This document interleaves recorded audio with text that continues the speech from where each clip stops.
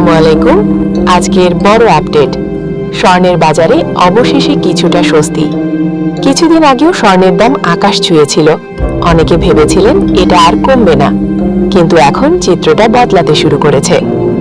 বর্তমান বাজার অনুযায়ী 22 ক্যারেট স্বর্ণের দাম প্রতি ভরে প্রায় 2,15,000 থেকে 2,30,000 টাকার মধ্যে নেমে এসেছে, অর্থাৎ আগের তুলনায় প্রতি ভরিতে কয়েক হাজার থেকে 10,000 টাকার মতো কমেছে।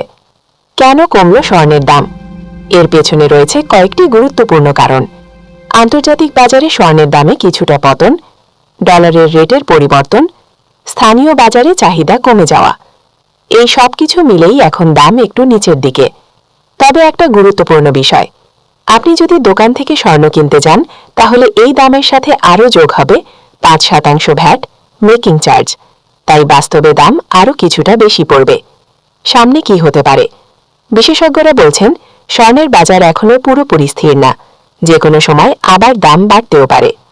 তাই যারা স্বর্ণ কিনতে চান তাদের জন্য এখন সময়টা তুলনামূলক ভালো সুযোগ হতে পারে। স্বর্ণের দাম কমেছে, কিন্তু বাজার এখনো অনিশ্চিত, তাই সিদ্ধান্ত নেয়ার আগে অবশ্যই সর্বশেষ আপডেট দেখে নিন।